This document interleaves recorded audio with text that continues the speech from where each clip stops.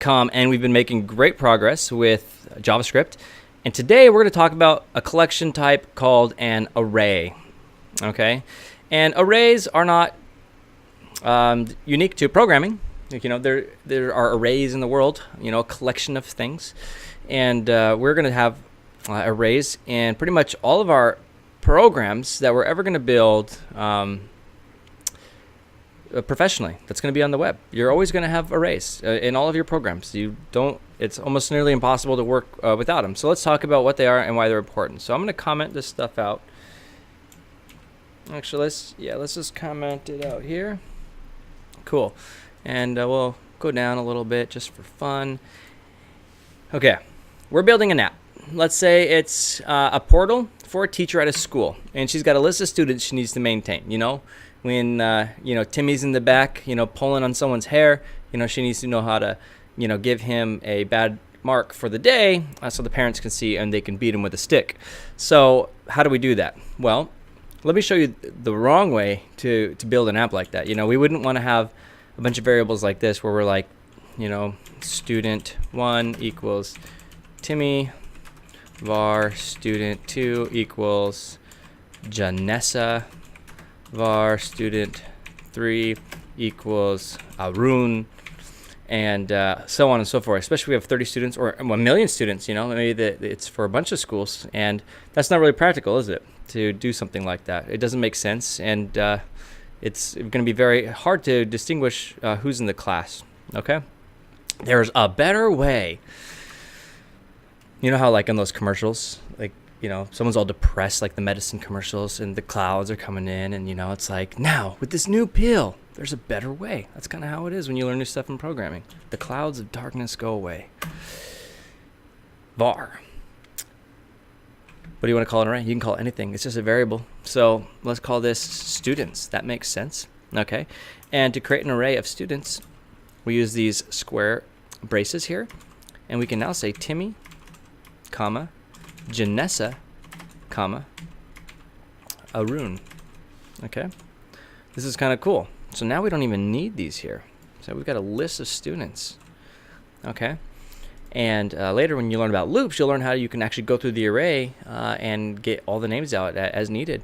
But let's talk about how to get just 1 or 2 names out. First things first, let's make sure this is working as expected. So let's say console.log.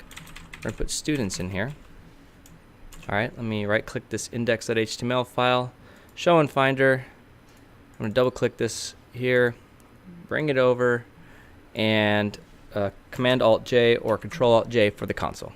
So it printed out, and there's an array, Timmy, Janessa, and Arun. Okay, so it's definitely working. It's printing out the whole array, which is great. So what we want to do now is figure out how to access individual elements. So here we go. So, we got Timmy, okay, and Timmy was really bad today.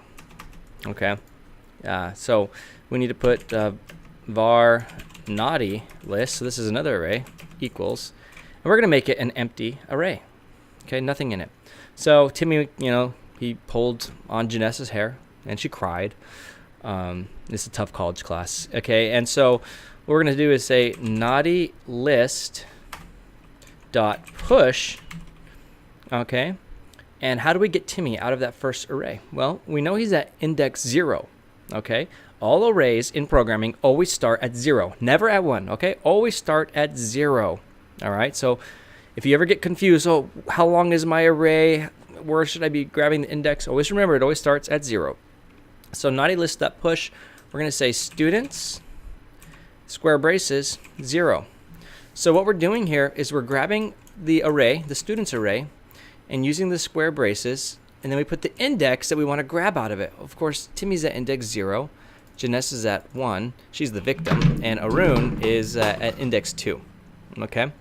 And if this is confusing to you at all, we could have done this as well. Bad kid equals students 0. So all I did was remove it out of here, and we put it in a variable here called bad kid. But it doesn't make sense to store this variable here because we only need it once right here. Okay, so students 0. So that's how we grab an item out of the list. Okay, and so what we can do is let's console.log our naughty list, and let's see who's in it, if anybody. So let's go find our browser, Minimize this here. There it is. Refresh the page, Command R, Control R, and sure enough, Timmy is in the naughty list. So what did we do? We had a list of students called students. It's an array. And we created another array. This time it was empty, and we called it naughty list. And then we pushed Timmy into the naughty list, okay, because he was really, really bad. Now, Timmy's not that bad of a kid, okay? He's got some behavioral problems, but he also does lots of good things. So, well, Timmy pulled on Janessa's hair. He actually opened the door for Arun. It was really nice to him, you know. And so the teacher's like, well, I think I want to take him off the naughty list. Well, how do you remove elements out of an array? And it's a little bit of work, okay? There's no remove Timmy in an array type of thing, okay? So we're going to talk about how to remove elements from an array. And this is, you can use this for removing one or more things out of an array. So let's do it now. So we're going to do var index equals, I'm going to say naughty list dot index of, we're calling a function. We haven't really talked about those yet. And we're going to say index of Timmy. Okay, so it's going to go through the list and try and find Timmy. And if it finds it, it's going to give us the index of this person. And then we can use that to remove it from the list. Okay, so if it doesn't find the element, okay, index is going to be -1. So what we're going to do now is we're going to say if index is greater than -1, okay, then what do we do? We're going to say naughty list equals, okay, and then we're going to say naughty list dot splice. Think of splice like cutting, okay? We're going to splice it at the index, and we only want to remove one element, okay?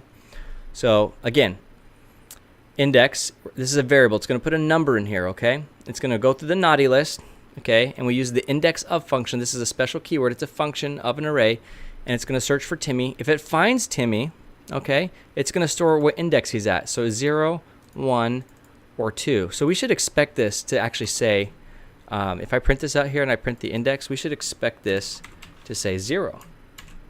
Let's refresh the page and see. Sure enough, there's 0 right there.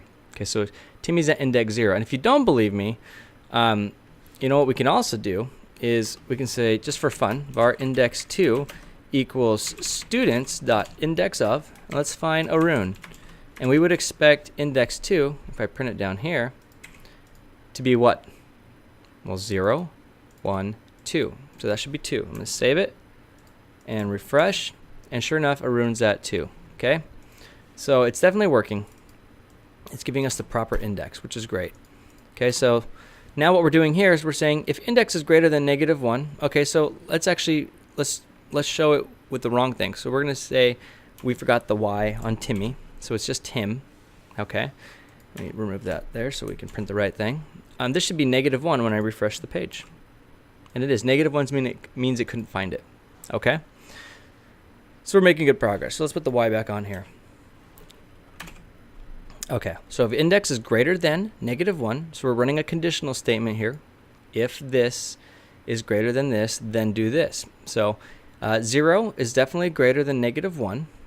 So what we're doing is we're saying naughty list equals naughty list dot splice. Now splice is another function on an array, and it's going to cut it. It's going to find the starting index, and it's going to cut how many spaces. So if I wanted to get rid of 3 elements, I would do a 3. But we just want to get rid of 1. Okay, we want to get rid of Timmy, and it's going to take that and create a new array. Okay, and it's going to put it back into the old array. I know that sounds a little bit weird. Okay, but the operator is going to start here on the right hand side. Okay, so it's going to grab the naughty list, which has 1 element in it. It's going to cut this element out, and it's going to give us a new array. And then we're sticking that new array and replacing the old one. Okay, so this could also have been something like this. I could have said var new naughty list is an empty array, right? And then I could have said, you know, new naughty list equals that one, and then the old naughty list would actually still be the same. But that doesn't make sense because we want to override it. Okay, so naughty list dot splice index and 1. Okay, so we are saying start at 0. 0 is the place we want to start because that's where Timmy is, and we just want to cut Timmy off the naughty list because he's a good kid now. Okay, And so now if we print out, so we'll do something fun here. So we'll print the naughty list after we remove it, and we'll also print it before. Okay, so console.log the naughty list, like so. So at this point right here, we should see Timmy, okay? And at this point, we should see an empty list. I've saved it here. Let's go ahead and refresh the page. We got, okay, so this first one here has a length of 0. And the second one here, it has Timmy on here. Oh, I know why this looks funky here. I told you the wrong thing. So this is not returning a new array. This is returning the array of the elements we removed. So when we print this up, it's saying, hey, you removed this element, and then it's putting it back in. What we should have done is actually this. We should have not had the equal sign here.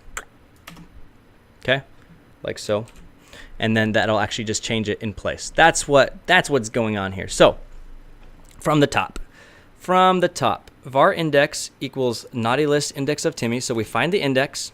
Okay, we know it's 0. So at this point, we're going to print the naughty list. Timmy's going to be in there, okay? And then at this point here, we're saying if the index is greater than -1, then let's cut it out of the list right here. So when we print it this time, there will be 0 elements in it. Let's go ahead and do that now. Okay, and as expected, we've got Timmy here and an empty array right here, okay?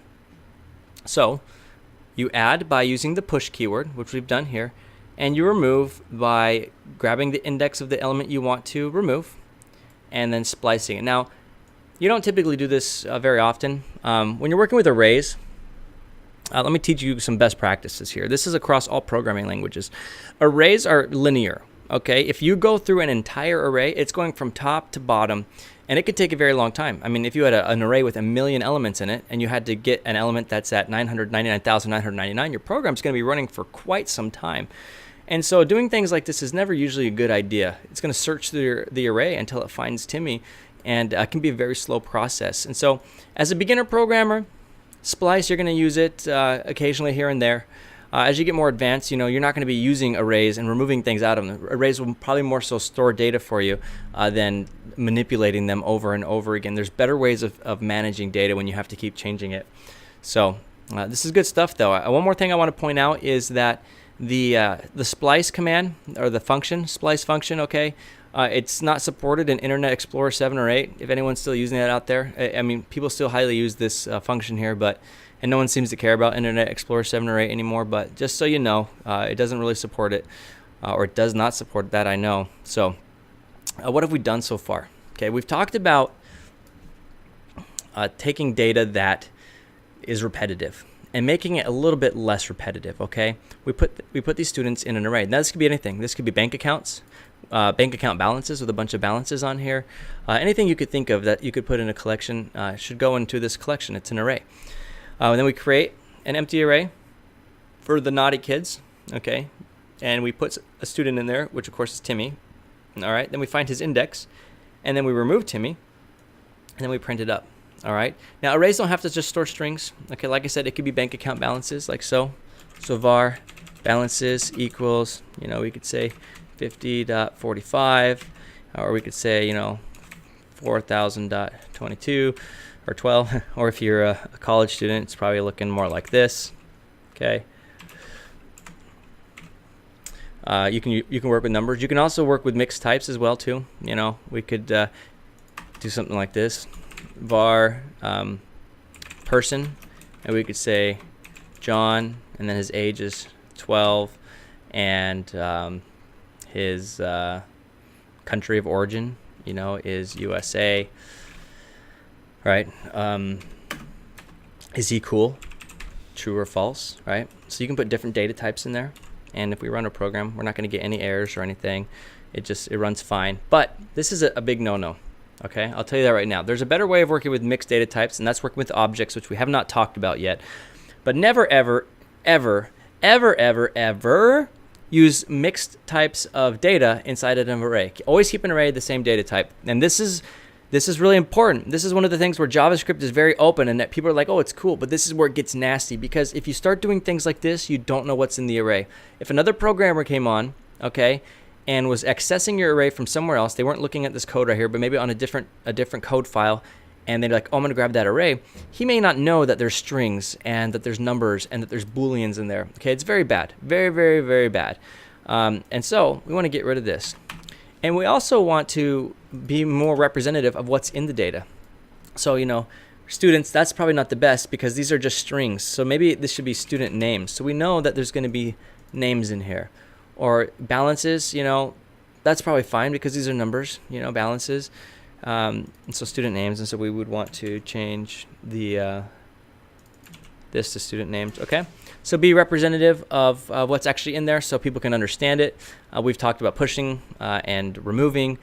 And there's a lot more you can do with arrays, and we'll dive into that, and we'll be able to loop through them and do other things like that too. So I think this is good for now. There's a lot to take in. But this is good stuff, and it's foundational, and you'll carry this for the rest of your programming career. So that's it for now. Mark Price at DevSlopes.